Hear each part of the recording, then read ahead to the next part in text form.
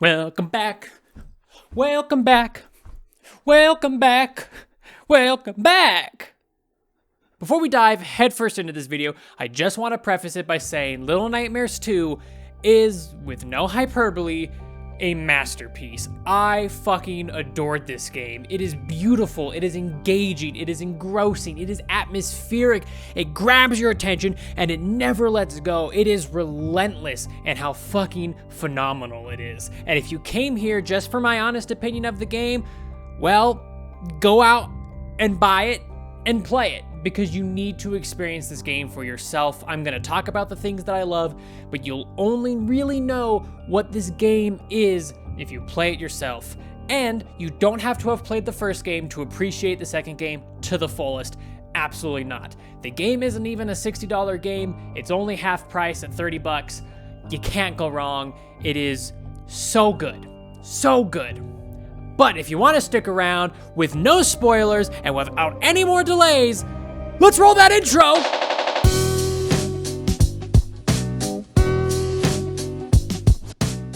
You know we gotta do it to him. We gotta start every video off with a brief history lesson, but I promise I'll make this one short. Little Nightmares dropped in 2017 to massive praise. It was developed by Tarsier Studios and published by Bandai Namco, and it follows our protagonist Six, the small raincoat-wearing badass, as she travels the labyrinthed halls of the sea fortress the Maw. Gameplay involves puzzles and taking long, peaceful walks through the Lovecraftian, labyrinth-like halls of this creaking sea vessel, the Maw. And, wait, what's that? Hello? I'm missing something. What am I? Oh, yeah, alright, I'll tell him right away. So I also forgot that the entire vessel is fucking crowded and controlled by giant child-eating monsters. If these sick, grotesque-looking creatures weren't already enough for you, what if I told you that they ate children? They turn them into sausage and tartare, and they scarf them up, and this is not a joke here. There is legitimately an entire level in the first game dedicated to finding out what happens to children's bodies. Now, despite the game's high praise 4 years ago, I didn't actually get around to playing the game until just a couple weeks ago. And granted, that may be because 2017 was also the same year that Resident Evil 7 dropped, and that game was a serious hyperfixation in my life for a very long time, so I kind of missed a lot of games during that period. But when Little Nightmares 2 came out, I was in game limbo, you know? I had just finished up Red Dead Redemption 2, and I just kind of lived in this realm where I didn't actually know what I wanted to play next, and I was kind of confused, and so I saw this game come out, and I was super intrigued because I hadn't played the first one either, and I was a huge fan of the horror genre, obviously. And so I decided to pick it up, but I couldn't play the second one without having played the first one, right? So I picked up the first one and I played through the whole thing in a single setting, and it was all right. It was fine. I wasn't as big on the game as everyone else was, and that's okay. I mean, I thought Tarsier knocked it out of the park with their art direction and their atmosphere. Even in the first game, it just oozed this sense of dread, and I loved it so much, but everything else, like gameplay, was just kind of lukewarm to me. So going into the second game, I was kind of nervous. Like, was I gonna like the second game as much as I liked the first game? More or less, you know, normal worries. But I think we know how my opinions on the second game turned out. Tarsier Studios kicked down the door and they walloped me over the head with one of the best games I have ever played on release. They took the first game and they literally improved on every single mechanic of it, and they blew my expectations out of the water. They polished every mechanic, they refined every level, and they improved on every puzzle in the game. Now, yes, before you ask, you can absolutely play the second game before having played the first game. You can still find all of the enjoyment in the second game first, but then if you want to know how all of the puzzle pieces of this weird, desolate world fit together, then you can go back and play the first game second. Does that make sense? Yes, you can play the second game first. In the sequel, we are no longer playing as Six, we are now playing as the bag-headed Mono, whose entire goal is to escape the twisted and malformed ruins of the Pale City. Along the way, we run into our second favorite yellow raincoat-wearing edgelord, Six, the first of which is obviously Coraline. right? I mean, that's a given. Although this time around, she has somehow seemed to misplace her iconic attire. So coat or no coat, the two set out to escape the signal tower and the city's malformed and royally fucked citizens. Obviously, adventure ensues. Now, there are 5 categories that come together to make this game the masterpiece that I really think it is. Those being music, gameplay, art direction, scare/monster design, and the story. So without further ado, let's jump into the shortest category, music. Music's amazing. Next category. Okay, all right, you're right. That was a shitty joke. But honestly, the music in this game absolutely sets the tone perfectly. From the very moment you open up the game, the main menu music instantly lets you know the kind of game that you're in store for. The main menu theme is haunting and beautiful. It makes your hair stand on end, but it also tells you a sweet, beautiful white lie. It tells you everything is gonna be okay, just so you have the confidence to keep pushing forward and see the game through to the end. I absolutely adore this music, and it is a soundtrack that I'm going to be coming back to on a regular basis if I need to listen to something eerie and atmospheric for whatever reason. Anyway, it's great. Next category! Now, the next category is gameplay, and the gameplay kind of breaks down into 3 different chunks. The first being the long, peaceful moments that kind of connect the other 2 parts of gameplay. These are like the moments when Mono and Six first arrive at Pale City, the beautiful landscapes and the gorgeous shots that really just let you soak up the atmosphere and really kind of start piecing things together. I would also, however, put in this category the combat, because unlike Six, Mono knows how to defend himself, because when push comes to shove, Mono can arm himself with a stick or a ladle, and he really dishes out that hard-hitting, skull-cracking justice. Now, the next part of gameplay is puzzles, because once you finish sightseeing, the game hands you an obstacle and asks you to overcome it. And puzzles were something that I was very lukewarm on in the first game. I felt that they were more like fetch quests than puzzles. They didn't really have any substance to them, but here, oh, that is not the case. They turned the notch up to 11 on these goddamn puzzles. Some of them are like legitimate head scratchers. And no, I'm not saying any of them are gonna get you stumped for days like something like The Witness. They're not bullshit puzzles. They are very simple and elegant puzzles. And genuinely, I don't think you'll have to turn to a walkthrough to finish through any of these. But with that being said, a couple of them did make me pause and think for quite a while to actually overcome them. And one of them was much more my own stupidity than anything else, so, I mean, that's on me. Another thing that made puzzles work so well for me is the fact that Six is an AI companion and she has to help you solve a lot of the puzzles. Now, making gameplay dependent on an AI companion in a game can be a scary tightrope to walk for developers. You could have it turn out like Resident Evil 5, where you really can't play the game without a partner because, you know, Sheva's AI is absolutely distraught and broken and she's brain dead. Or you could have it turn out like BioShock Infinite, where Elizabeth really benefits gameplay and helps the player move along in the story. Here, though, Six's AI, I believe, is perfect. She always helped me push things when I needed pushing. She was always there to help me boost over stuff, and she was there to always help the puzzles, and she never got in the way, and her AI was never broken. And in 2021, that is a big thumbs up from me. Good job, guys. She worked as intended. Now, the third chunk of gameplay basically boils down to trying to escape the Pale City's malformed claws and mouths and teeth and basically not dying. And that's where gameplay can get a little bit shaky for some people because you're going to be doing a lot of trial and error. You basically have to learn the enemy's movements and patterns in order to be able to pass certain areas. And for me, that's perfectly fine. But for some people, that kind of gameplay is a little bit iffy.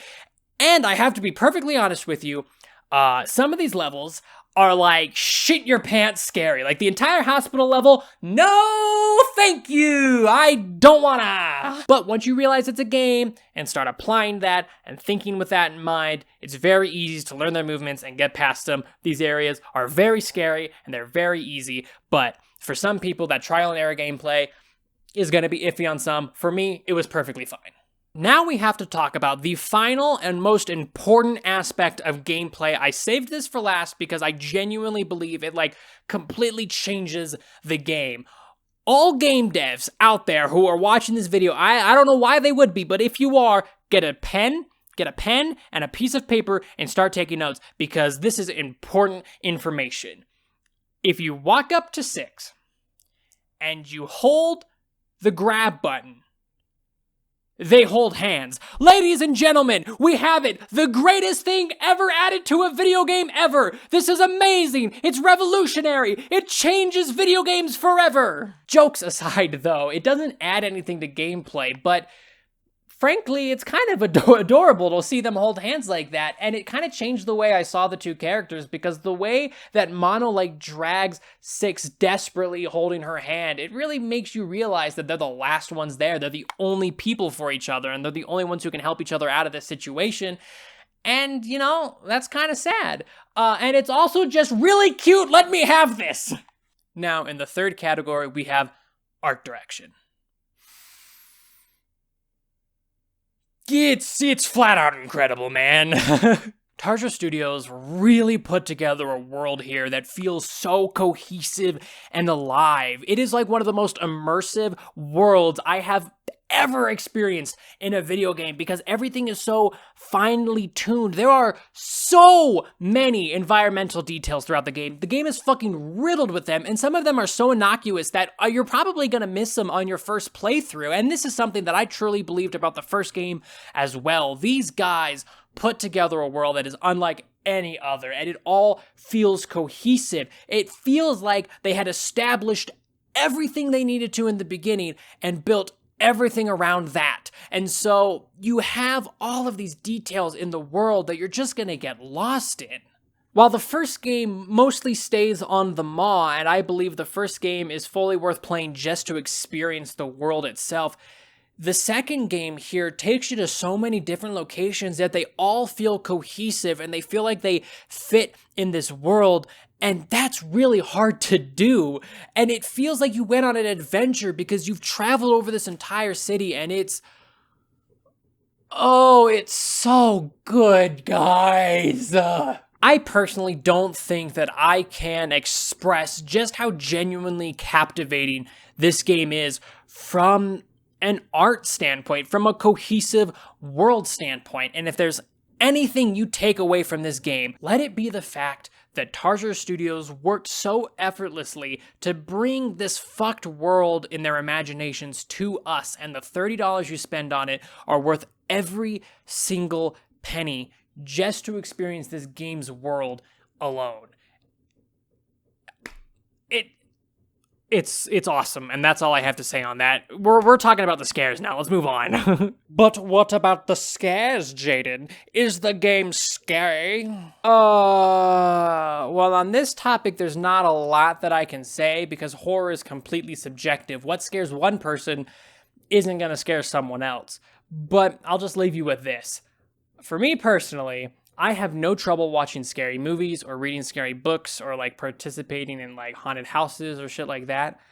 But for whatever reason, the second I have to take control of a game and you make that horror a game, I instantly piss myself. I just become a little piss crybaby and just wah, wah, wah, and I can't do it. I'm a little bitch when it comes to horror games. I don't trust how quiet it is in here. Is this just so I can dip out of? So for me personally, the game got some good, genuine scares out of me. Not just jump scares, but there were some moments where I was gripping myself because it was really scary. Especially that godforsaken hospital. I fucking hate that hospital! Fucking crush the banana! I want to apologize. I let my emotions get the better of me. That hospital is just really fucked for me. And for all of you naysayers out there, okay, I'm gonna eat that banana. All right, I'm not going to let that banana go to waste just because I got really emotional and crushed it in my raw gorilla grip, okay? All right?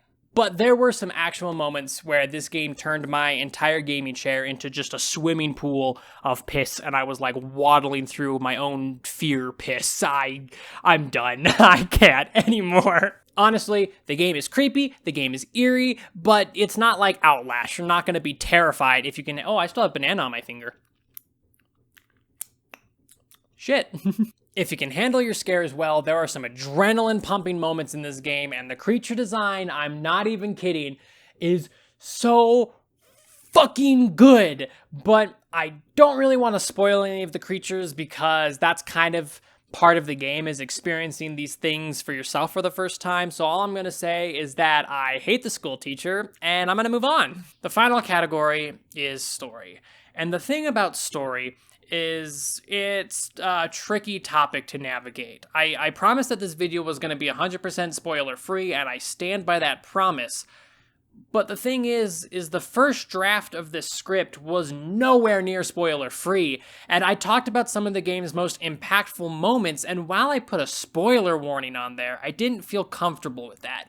Because if anyone found themselves wanting to play this absolutely incredible game because of my video, I want there to be no chance that they could spoil themselves scrubbing through the YouTube bar or skipping ahead by accident and seeing something they weren't supposed to. So, really, I can't let you know anything about the story. All of the gameplay you're seeing is only from the first 2 levels, and even then, I really tried to limit what I showed just so you get a sense of the game, but I'm not spoiling any of the game's bigger moments. And so, while I can't really discuss all of the big picture things about this game, let me leave you with this. I loved the story. It is my favorite part of the game, and it is what kept me captivated through both entries in this series. And especially in this one, I was so emotionally invested. The game made me scared, the game kept me so intrigued and kept making me question what was going on, and somehow, Little Nightmares 2, of all games to have come out, is one of very few games that has actually made me cry. That could entirely be because I was too invested in it, but I'm just gonna leave you with that because I want this game to speak for itself. So, it's incredible. Tarsier Studios somehow came out of the gate swinging with a game that I fully believe at the end of the year will be on my favorite games of the year list. I don't think I'm going to forget this game, and that's really impressive considering that it came out in February, 3 months before Resident Evil Village, my most anticipated game of like all time. They made me care about their game when I was fucking horse blinded onto Resident Evil Village. They made me care about this game and about this world and about these characters, and they did an absolutely stellar job. Now, they have announced that the next game they're going to make has nothing to do with the Little Nightmares IP, and honestly, I am perfectly okay with that because I am just excited to see what these incredible, talented, skilled artists can create next. And honestly, the jump in quality between Little Nightmares 1 and 2 shows that they can grow so fast and they can take everything good and they can just refine it down to an absolutely stellar piece of art. And I can only question what they're gonna make next, and I am so fucking excited. Well, I hope I showed you guys something that piques your interest and makes you go out and play this game, because trust me, that $30 is gonna be well spent. This game, for me, was absolutely incredible, and I love to see all the fan art that people are making. Like, this is one of those games that, like, the whole world is so entertaining that I love to see what people create and, like, all of the fun little goofy stuff. I just like when people are creative, basically, is what I'm trying to say.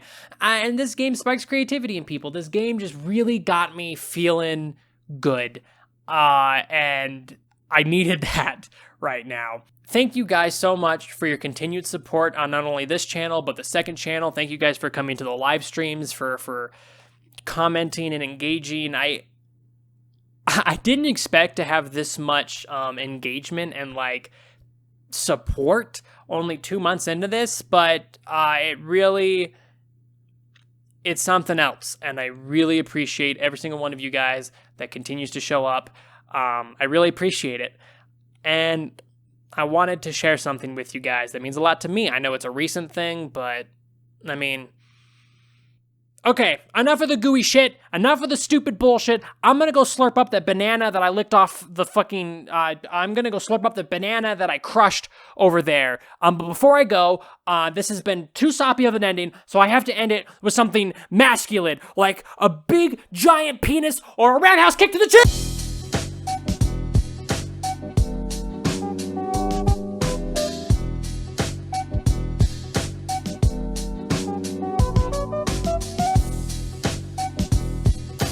I've got a banana!